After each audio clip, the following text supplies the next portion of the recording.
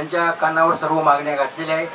त्याचबरोबर आम्ही माननीय महाराष्ट्र राज्याचे मुख्यमंत्री महोदय यांच्याशी माझं स्वतः दूरध्वनीवरती बोलणं झालं आपल्या मागण्यांच्या अनुषंगाने, आणि माननीय मुख्यमंत्री महोदयांनी अशा सूचना दिल्या आहेत की आपल्या या मागण्यांच्या बद्दल माननीय मुख्यमंत्री महोदय यांच्या अध्यक्षतेखाली एक बैठक घेतली जाईल आणि त्या मागण्यांवरती सांगोपांग विचार करून उचित निर्णय घेतला जाईल।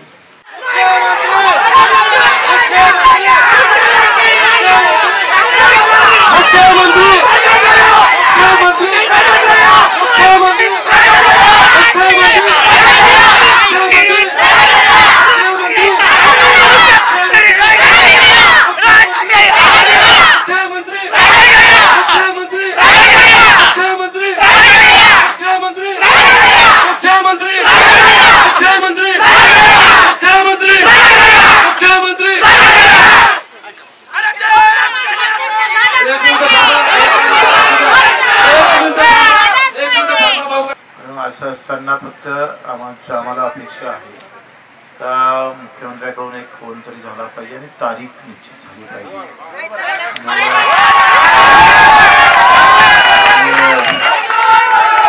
असं म्हणणार नाही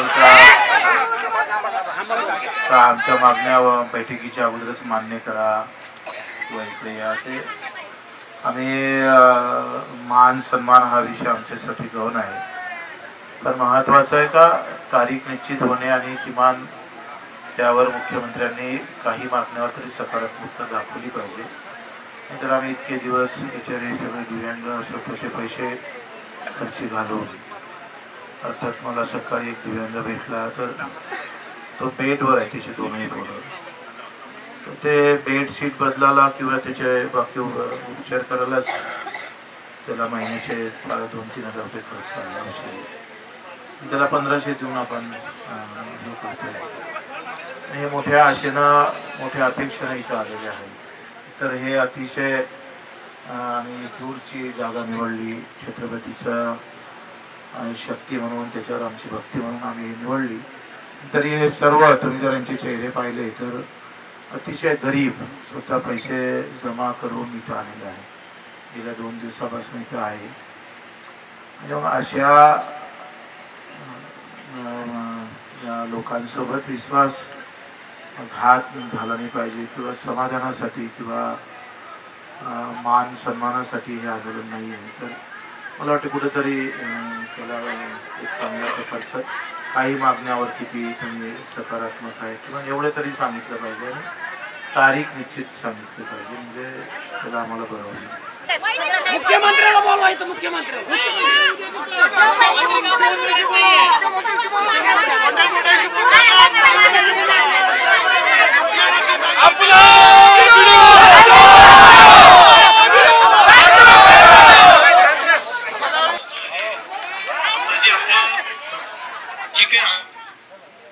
दखल सरकारने घेतलेली आहे आणि या संदर्भात आत्ताच माझी बच्चूभाऊची चर्चा झाली आहे।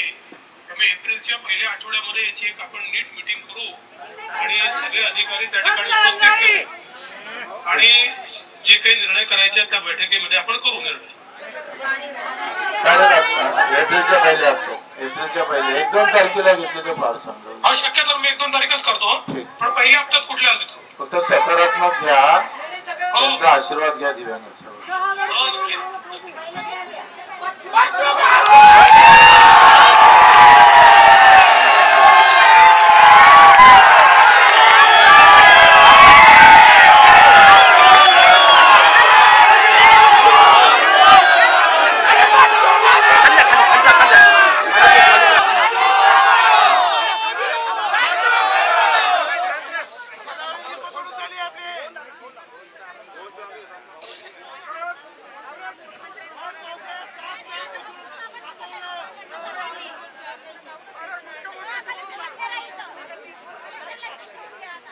पवित्र भूमीमध्ये या दिव्यांगांसाठी बच्चू भाऊंनी या आंदोलन केलं आणि या मुख्यमंत्र्याला देखील दखल घ्यावी लागली।